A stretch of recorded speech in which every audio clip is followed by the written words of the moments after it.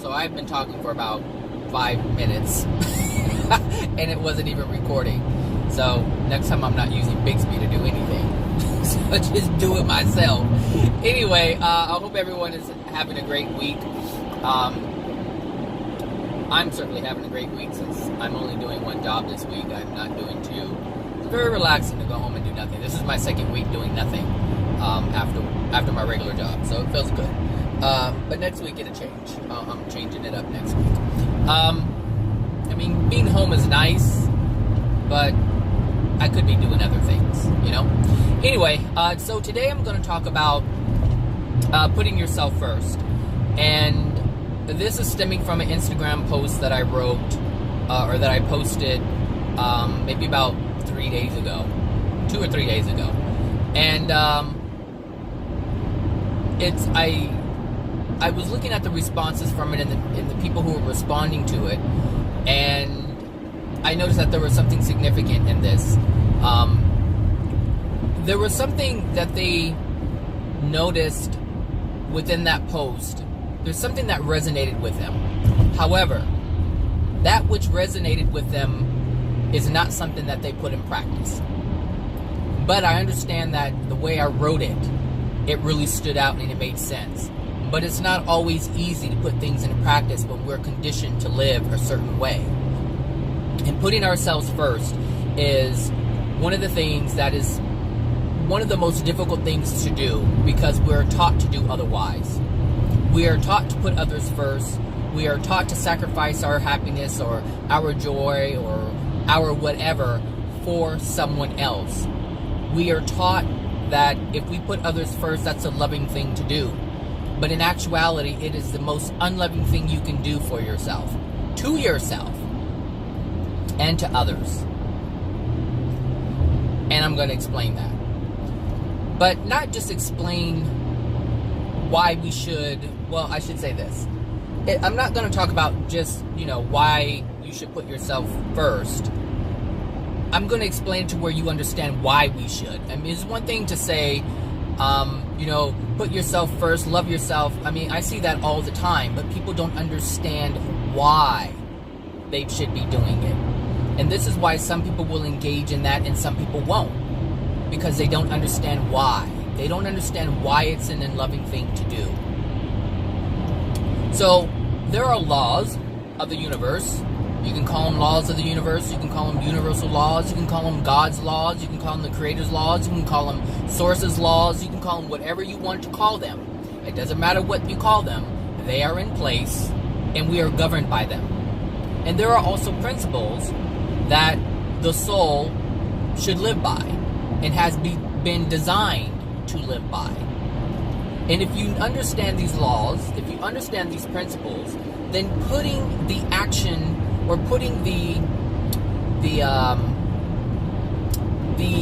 I guess it allows you to put intent behind the action, if that makes sense. So, right now, let's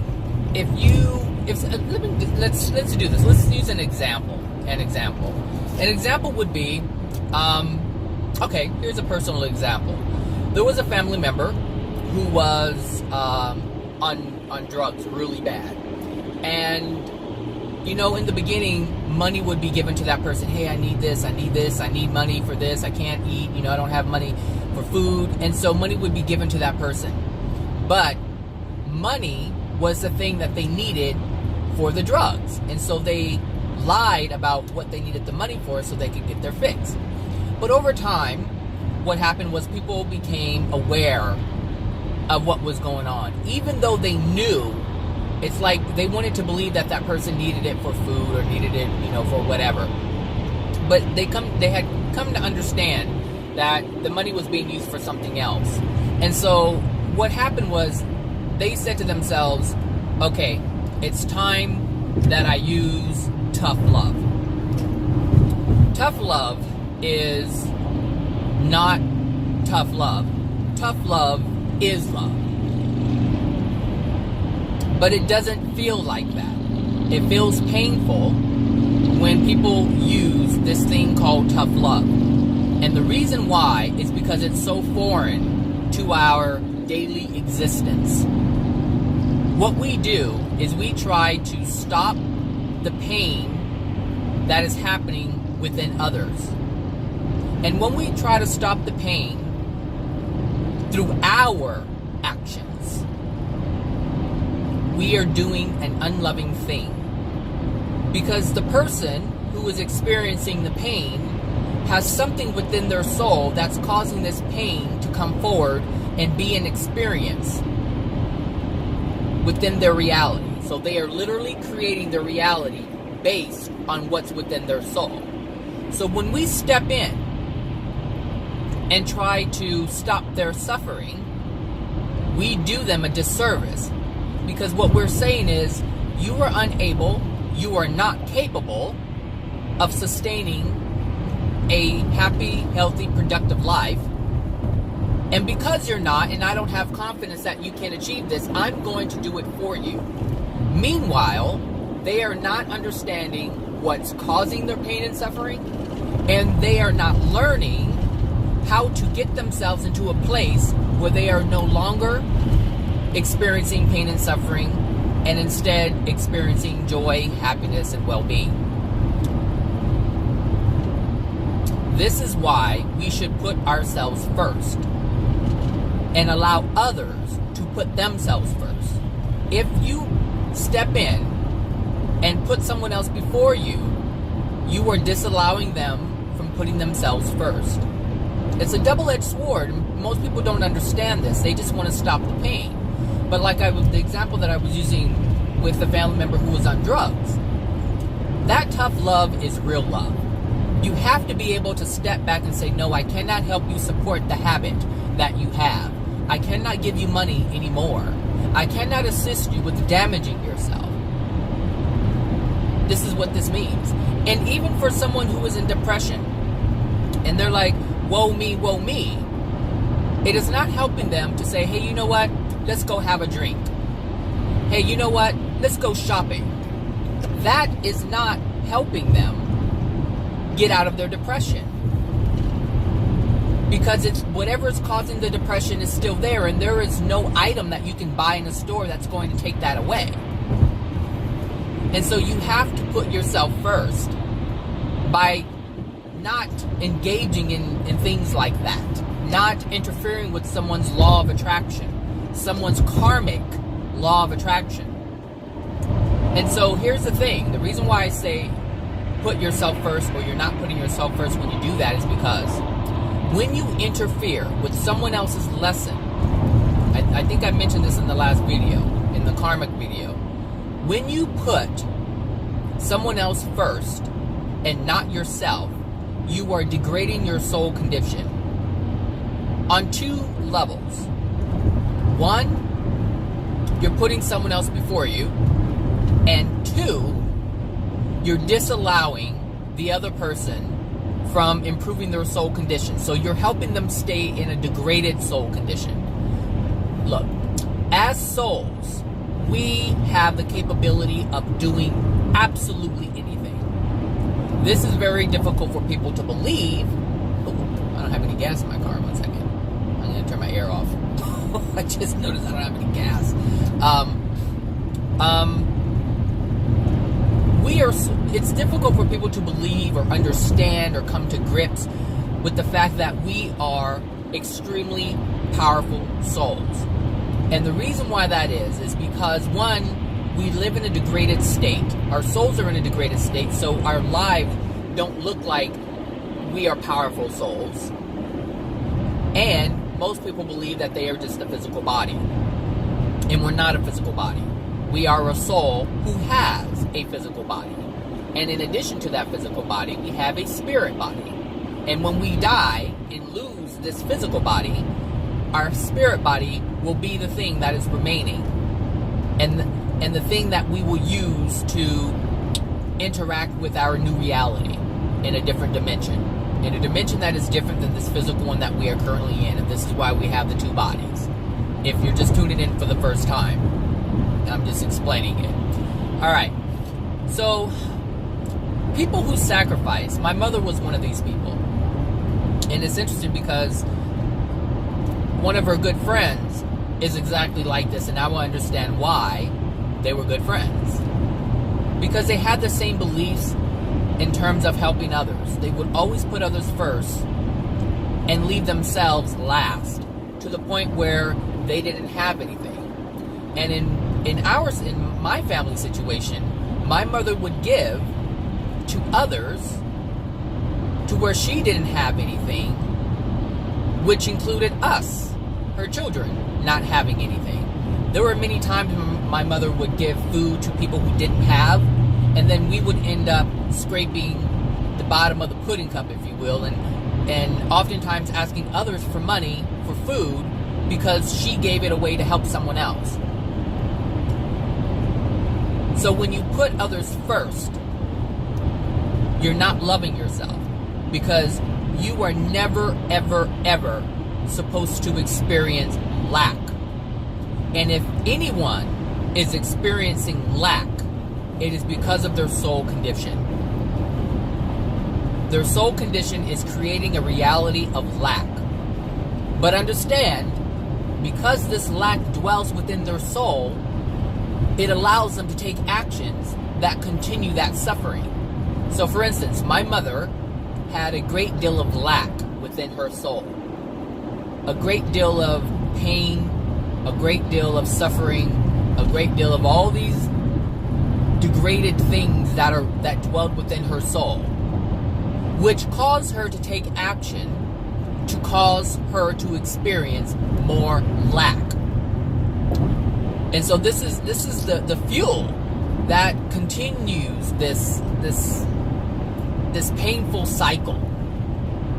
If you are experiencing lack and you believe yourself to be a loving person, and you give and give and give to others to where you are struggling and don't have, you're sick. There's something within your soul that is causing you to sacrifice your joy, your happiness, your comfort. There's something in there that's causing you to take these actions to where you are left with nothing or very little, to where you feel the sense of struggle, the sense of powerlessness. This is why it's important to put yourself first. If someone else is struggling, it's because there's something within their soul that's causing them to struggle. And you must allow that to happen. And that seems like one of the worst things that you can do, because again, we are taught to help others when they are struggling. But understand, when someone is hungry, there's a reason why they don't have food. And so you should show them how to generate something for themselves, not just give it to them. So there are individuals, there are people who are on the street and they're panhandlers, and they just ask for money. And they're just standing there asking for money. And if you have very little and you go and you give them something, and that's taken away from you, that's taken away from your joy, your happiness, and it's something that you've worked for, you're not loving yourself. And you're not loving them because you're enabling them to not do anything for themselves, meaning they have no sense of purpose. So these individuals who want to wipe or clean your windows on the street, that's a different story. They're actually working and trying to do something in order to earn money. That's completely different than just giving a homeless man something on the street. Completely different. And so you have to ask yourself, why is this person on the street like this? Why are they so broken? Because anyone who's on the street is a broken soul. There is no motivation. There's a lot of pain. There's a lot of suffering. And so one of the best things you can do is sit down and have a conversation with them. Because clearly these people have no one to talk to. And they didn't have anyone to talk to, which is why they're where they are now. So they feel alone. They feel abandoned. Like no one cares. So just giving them $1 here and walking off is not helping them on a soul level. And that's the only place we should be working with people, is on a soul level. That's how change comes about. Where's my there we go. That's how change comes about. Working with people on a soul level, not on a physical level. Not on a physical level at all. I'm not saying don't buy anything for a homeless person. I'm saying take the time. If you're going to help someone, then take the time and help someone. Don't just toss $1 at them, because you're not changing anything within their soul. All they know is someone just threw money at them. And the core issue that they are dealing with is not even touched. There's no conversation. There's no soul interaction. The soul does not respond to dollar bills. The soul responds to communication from one soul to another. That's how this works. This is why it's important to understand what and who we are. We are a soul, and we have to understand how the soul functions. And it's through it's through emotions, it's through feelings. But you can't get that from something that doesn't have a soul, or is. But that's not quite true, because animals don't have souls. However, animals are reflections of our soul. So it doesn't. Souls souls understand interaction from other souls or other living beings, I should say. It doesn't respond to money. It doesn't respond to inanimate objects at all. So if you want to help someone, you talk to someone. You communicate with them. You share your thoughts, your feelings, and emotions with them. You know, and you can even look on YouTube and look at some of these homeless videos, you know, where people do things for people. And look at different ones. Look at the ones where people just give them things and walk away, and give them things and communicate with them. There's a complete different interaction going on. There are emotions and feelings that start to come up within the person who is homeless, in addition to the person who's helping the homeless person. That's what it's all about. It's about communicating with another individual on a soul level. So it's one thing, you know, someone can say, "Oh, thank you, you know, thanks for $5," and they're no different. I mean, those people are no different than the other people who throw $1 bills or $5 bills at them. But the people who take the time to talk with them, in addition to giving them some money, but you talk with them and acknowledge them, you're igniting something within them. These people who are on the street, they are alone. They don't have anyone. And if they're lucky to share their experience with other homeless people, I mean, they're pretty lucky if that happens, because most people are not like that. They just stay to themselves somewhere else. But this is one of the things. Homeless people. Look at homeless people, and you will see that they put other people first, not themselves. It's a theme. It's a theme, which is why they are where they are. Homeless people are extremely generous people. Extremely generous people. Not understanding that is the very thing that is keeping them there. Homeless people will give to another person. Quick. They will give to another person. And this is interesting because, you know, in the Bible, there's with, you know, Jesus and you know, giving to others and him sacrificing his life, like that stuff did not happen that way. Like, he did not die on a cross or sacrifice his life for anybody. He did it to prove a point that there was life after death. That's it. That's why he came back 3 days later, to show that, hey, there's life after death. But there was no sacrifice. There was no sacrifice. And he didn't kill himself. He allowed others to do it. He could have prevented that from happening. But he wanted to prove something. Because his whole thing was the kingdom in heaven. That's it. That you can experience a kingdom in heaven. Like, that was his whole point, was you don't die and you get to experience a kingdom in the heaven. But in order to experience that kingdom in heaven, you have to still be alive. And that was the whole point. And that's why he did what he did. to prove that, hey, I'm still around. And yes, there is a kingdom in heaven. And he couldn't prove the kingdom in heaven, but he could prove that there was life after death, which led others to believe that, wow, what he said about life after death is true, then what he's saying about the kingdom could possibly be true. That was the whole point of that whole thing. It wasn't a sacrifice. It wasn't putting others first before himself. No. And so when we do that, when we sacrifice ourselves, we are not loving ourselves. So, what's the point of this video? Be mindful. Did I turn the air back on? Like, what's going on here, Bradley? Hold on a second. Okay, there we go. What was I saying? This is weird that it's like this time of... I mean, it isn't, but it is. 'Cause it's... I mean, I know we're coming up on June gloom, but it's kind of early. I'm loving it. I'm loving it. The moisture in the air, it's good for nature. It's just good.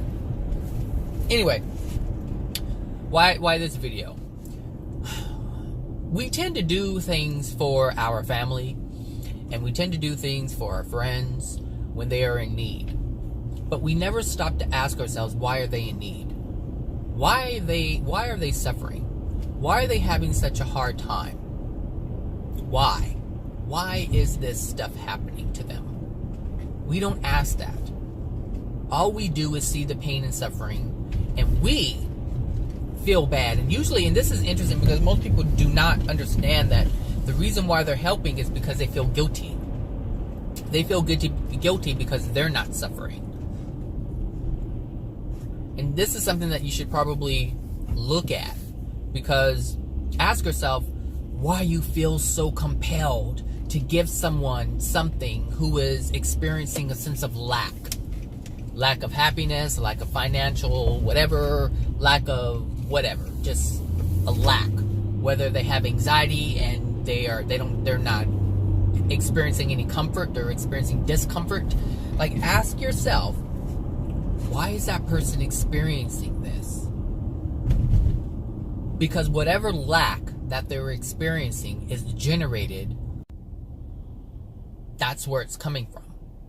You didn't create it, they created it. You're not experiencing a lack, so what is going on with them that has them experiencing lack? What is within them that is causing their lack of motivation to do something for themselves? Why can't they love themselves? Why do they feel they're not worthy of having? These are the things to talk about with your family, with your friends. If you truly love someone, you want to help get to the root of what's causing their pain and suffering.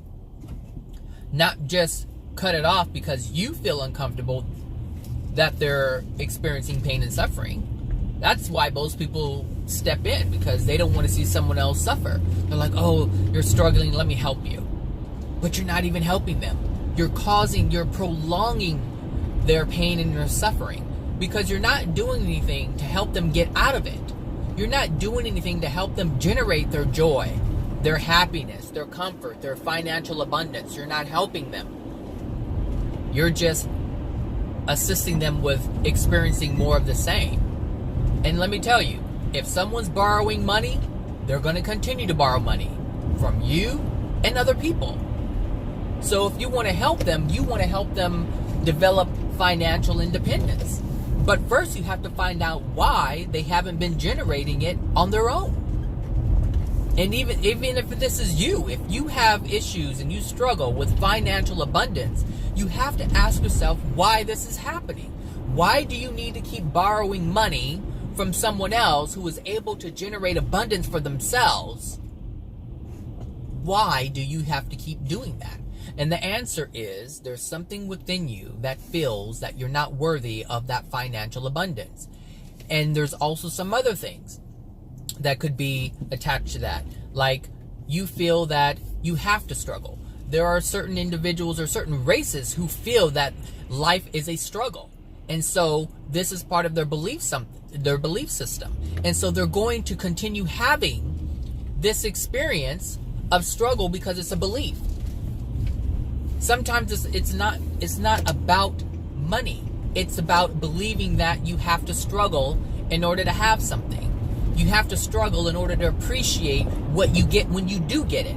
All these are false beliefs. All of these are untruths that people hold as truths. I'm loving this weather right now. Like McDonald's. I'm loving it. Anyway, and I love the sound hitting the windshield and the sunroof. I like that. My favorite time to drive, really, honestly, is in the rain. On the freeway, when I hear like the tires on the wet road, like that's a very soothing sound. Anyway, so yeah, put yourself first. This is something that was difficult for me to understand because I was taught that you always help others in need. Always help others in need. But the problem with that is the people who always help others in need do not recognize the need within themselves. And this is why I could not stop helping others and putting others first. Like I would give my last to someone who needed it, and I left myself with nothing. And now I understand it's because I didn't love myself. And at that time, I didn't know I didn't love myself. I had no clue that. I didn't know what that meant. I didn't know what that was. But I know it now. And now I can see it. And now I'm able to step back when someone asks me for something. Because, like, there's family members who have asked me for money.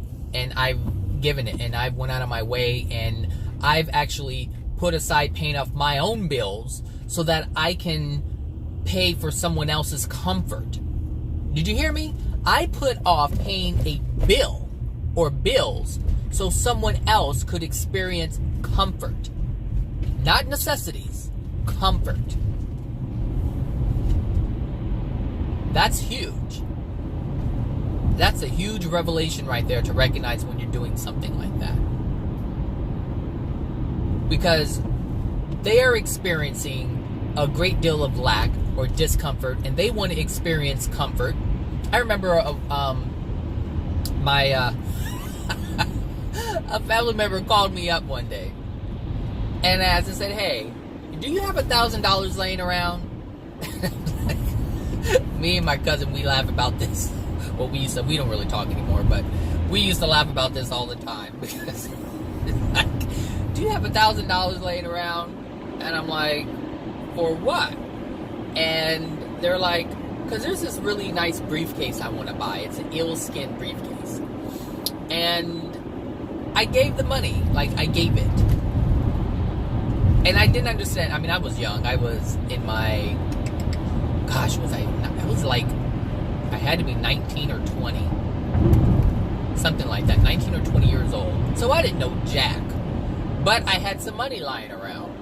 Clearly, the person called, "Do you have $1,000 lying around for a briefcase, an eel-skin briefcase?" Now, this is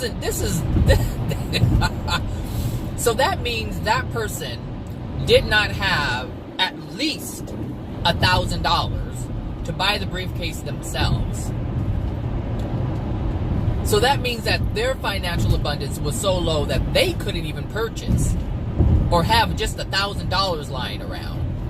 And so they decided to ask someone else who they felt had it to give it to them so they can have a desire met. And this is what we do all the time, is we give other people things or money so that they can have their desires met. Meanwhile, as we give that money or things, our desires aren't met. And that's what I mean by putting others before ourselves. We have to stop doing it. It's very difficult to do. It's difficult to wrap your mind and very difficult to wrap your heart around because it's not how we're taught. We're not taught to do this. So that thing that you call tough love is not tough love. It's just love. That's it. Just love. There's no tough in it. And by putting that label on it, we refrain from engaging in it. So we refrain from engaging in love because we call it tough love. And we say to ourselves, and here's the thing with tough love. This label we put on this thing that is just love. Gosh, man. Woo, humanity. Hold on a second, I need some coffee.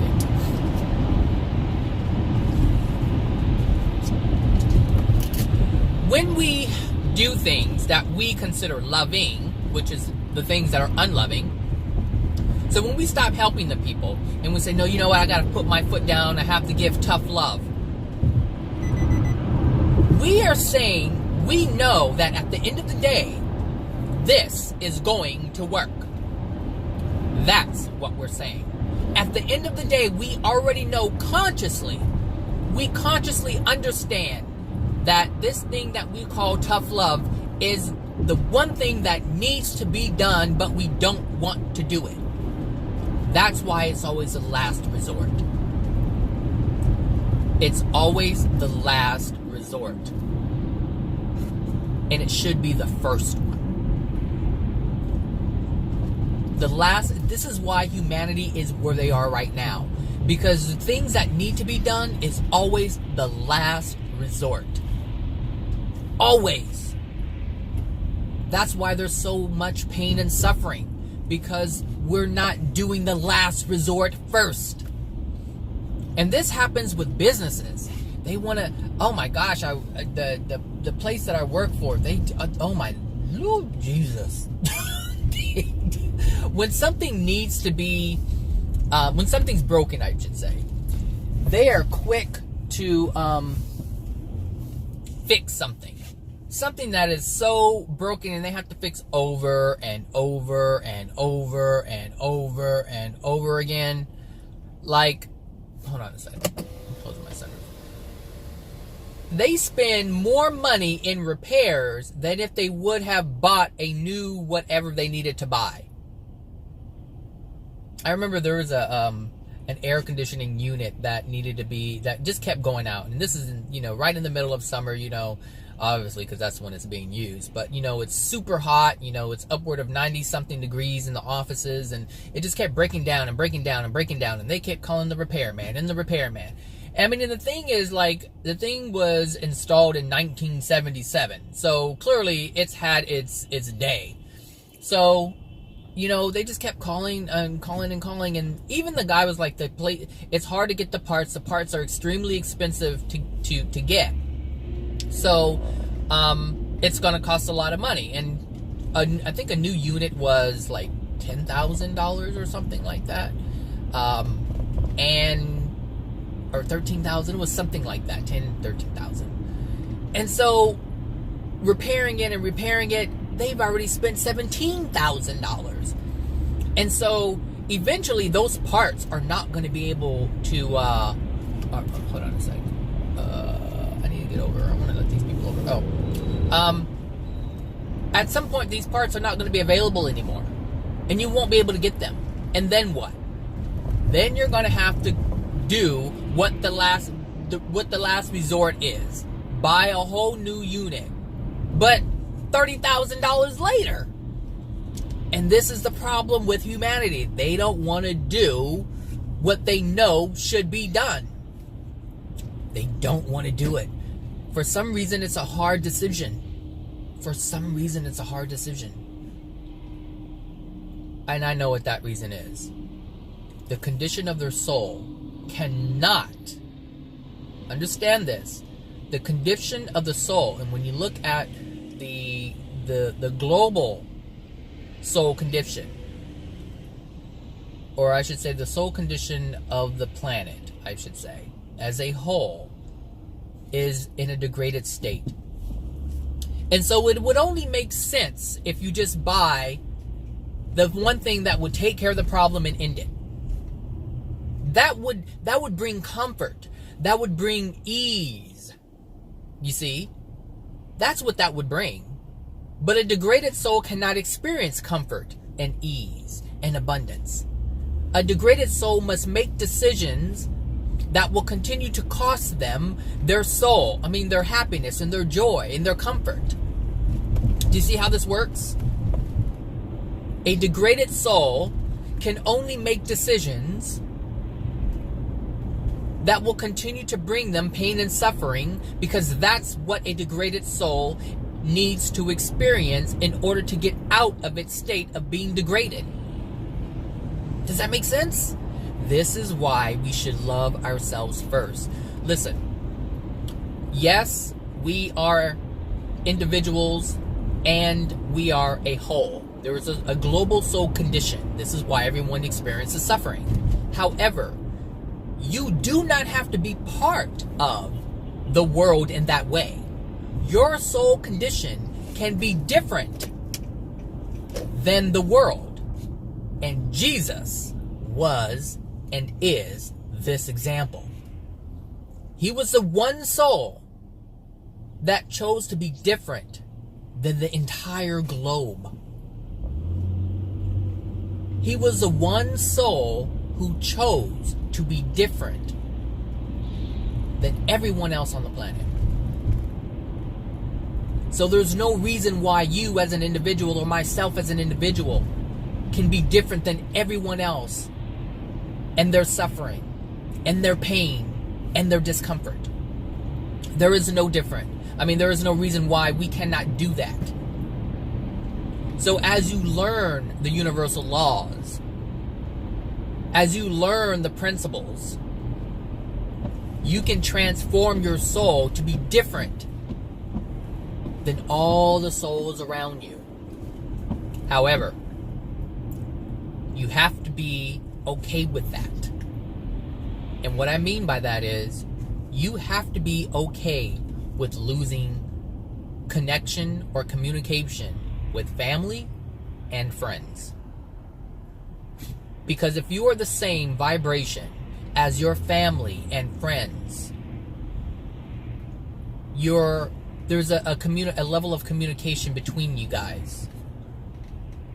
However, once you transform your soul, you will no longer be a match. And that's automatically going to cause the law of attraction to break you apart in a way that is going to feel very uncomfortable and foreign in the beginning. In the beginning is key, though. Understand that it's in the beginning. Hold on a second.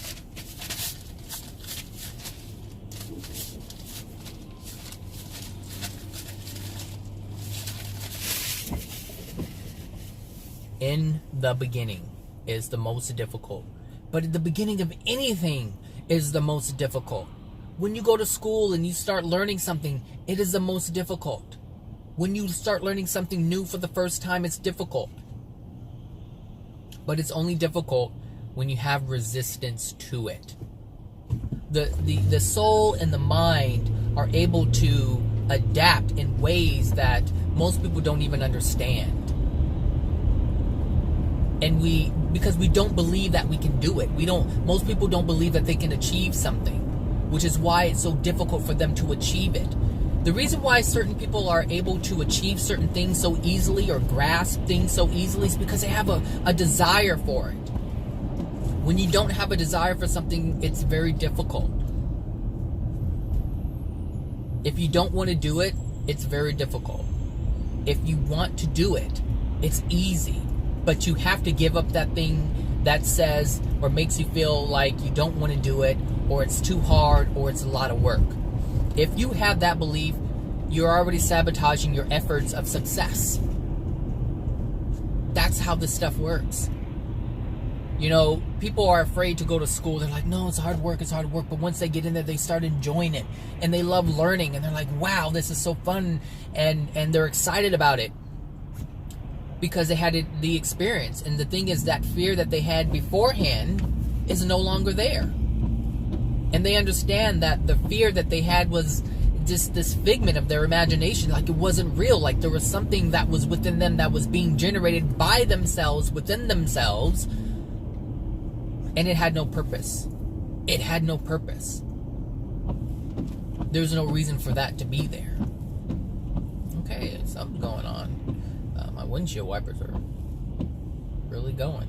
Let me turn maybe that's what it is. There's fog on my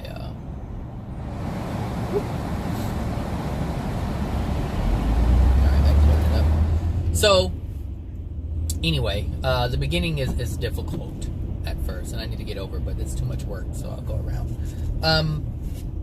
The beginning of anything is difficult. So, I mean, if you're listening to this for the first time, look, don't expect it to happen right away. It did not happen right away with me. But one thing for me, the reason why I was able to make the transformation that I have made, because my transformation is, obviously this transformation has happened internally. It happened quickly because I have a thirst for truth. And the thing is, I didn't have a preconceived idea of what that is or was. So I was open to a great deal of things. And so I allowed myself to be exposed to different things. And this is how I was able to come to learn the universal laws and actually accept them and look at them, analyze them, study them, implement them. That's the difference. Is I didn't have anything that was precluding that stuff from coming in. Whereas most people who have belief systems, such as religious belief systems or different faiths or whatever, even if you're agnostic or whatever, see, all of those things have resistance to the truth because they believe they already know what the truth is. So for a Christian, they believe that they know what and who Jesus was, and so they won't allow anything else to come in that will clear things up for them. And if you're atheist, you don't believe in a creator, so that's a belief that precludes any truth from coming in because they already believe that there is no God. Does it make sense? And so the same thing with the Christians. The Christians believe that Jesus is going to come and save them. But it's that belief that precludes the truth from coming in. Therefore, listen, here's the thing. If you're struggling and you're suffering, whatever beliefs you have are false. That's the easiest way I can explain this. If you're in pain and you're suffering and you experience discomfort, whatever beliefs that you hold are false. Because false beliefs are the things that cause pain and suffering and discomfort. Truth does not yield that. Truth yields joy and happiness and well-being and comfort. That's what truth yields. So if you are suffering and struggling in some way, shape, or form, you have within you beliefs that you hold as truths. And so it's your responsibility to yourself to identify what these are and allow yourself to release them. And that takes humility. You have to be humble in order for this to take place. Without humility, this cannot take place. I'm not sure if you want to get over. Are you trying to get over? I don't care if you get over. Oh no. Yeah, there you go.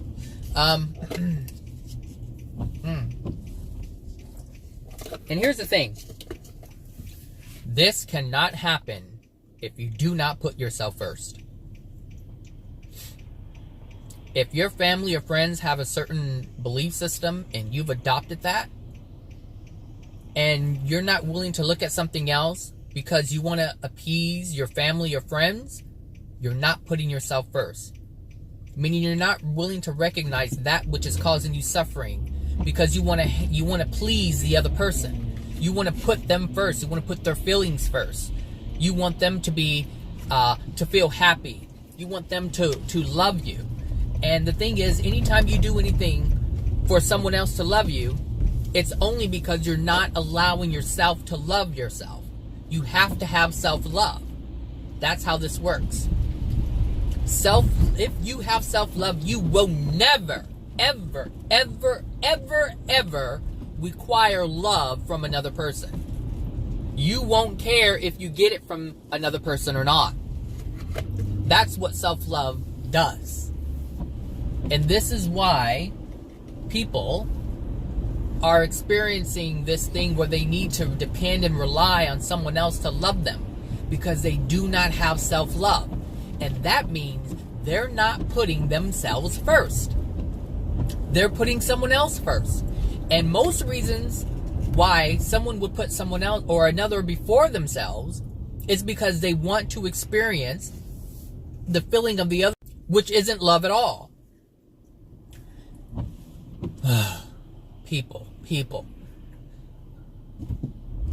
I'm in hopes that you really understand what I'm saying, because it will mean the difference between a life of well-being and a life of continued suffering. We here on the planet, we don't really know what well-being is. And the reason why we don't is because we have been living in a manner that continues to degrade our soul.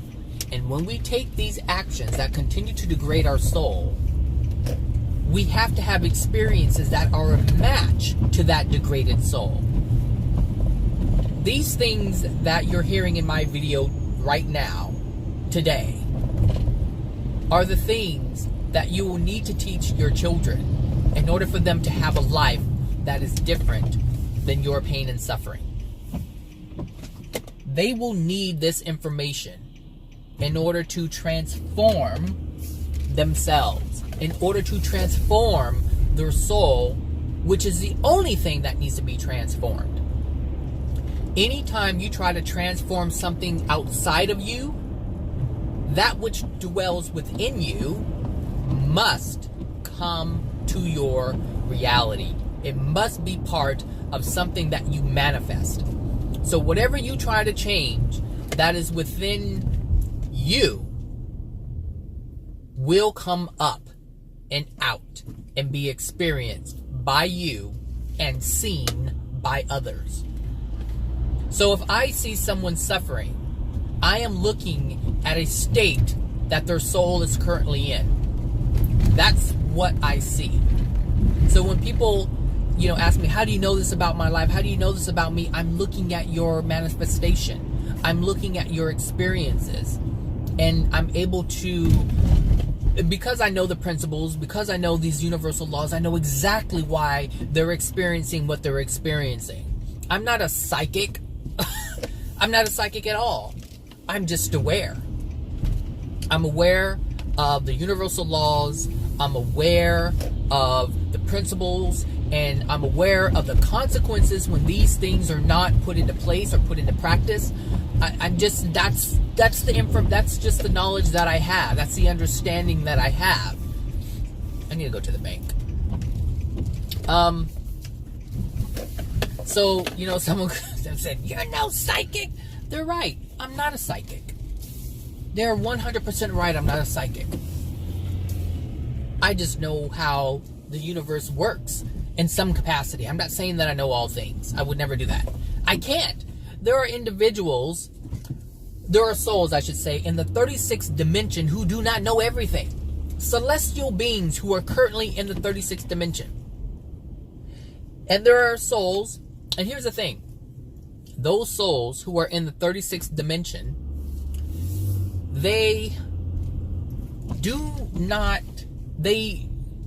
have yet to learn what is needed to be or get to the 37th dimension.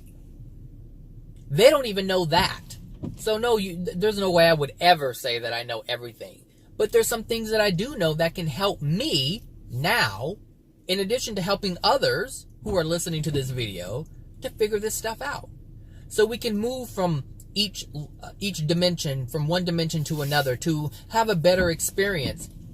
It's very difficult to understand where we are dimensionally, because even though we're here in the physical form, our soul is moving from dimension to, or from place to place within the dimensional world. But we don't see that. So as our experience increases, we are moving up in within the dimensions. And when we experience things that are uncomfortable or painful, or it's a part of suffering of some way, shape, or form, we are moving lower within these dimensions. Like our soul is always moving up and down, up and down, up and down. Because we do things that cause it to move up and down, up and down. So as you engage in things that are judgmental and unloving, we move down in levels within the dimensions. And as we do things that are loving, we move ourselves up within the dimensions. It's all about love. That's the only thing. And this is why I said it's unloving to put other people first. When you put other people first, you degrade your soul. Therefore, you move down within the dimensions, and your reality changes to match that dimension. Your soul is key. Your soul is the only thing that you should ever be focused on or concerned about. And the soul of others. That is a loving thing to do. Why focus on their physical? Why focus on that? They're going to leave that thing behind anyway. Focus on the thing that's causing their physical reality. People are messing with the effects. Yes, someone may be struggling financially and having a bad physical experience, but changing their physical experience is not going to change anything. But changing their soul is what's going to change their physical experience. And that's no different with cancer. That's no different with kidney disease, liver disease, heart disease. It doesn't matter what it is. All things physical stems from their soul, which currently resides in what we know as the non-physical. And so the way to increase someone's condition in the physical is to help them understand their soul, which is why I make these videos that I make. That's the only reason. Because I understand that the soul is the only thing that matters. The soul is the only thing that's going to be there when you die, or what we call death, and you shed this physical body. And it's the only thing that's going to be left standing when you reach the 22nd dimension and you no longer need a physical body. When you reach the 22nd dimension and you come together as a whole soul, you meet your other half, your soulmate, and you come together to make one whole soul, because we're currently half of a soul. When that happens, you lose your spirit body. You don't even need that. This is what I'm talking about. Your soul is the only thing that matters. The only thing that matters. All right, people. So have a wonderful, wonderful, wonderful, wonderful, wonderful, wonderful day. Because I am. And I'll talk to you guys another time. If you have questions, if you have topics you want me to talk about, I can do that. There isn't really any topics that I can't really talk about. Meaning, if there's things that are happening in your life that you want understanding on, I'm more than happy to do that. That stuff is easy to explain. So ask away. But when it comes to things like, I don't know, some people ask questions that are, that's a weird van over there. I don't even know if I should get out of my car. You driving all slow. I'm like, oh no, I'm trolling. People ask some questions that are, no, he's driving way too slow. I'm not getting out of my car. Look like he's staking out the place. Who drives like that? And it's a van with a weird window on it. It's like one of those 18 vans. That van from the 18. I forget what you call those vans. Anyway, I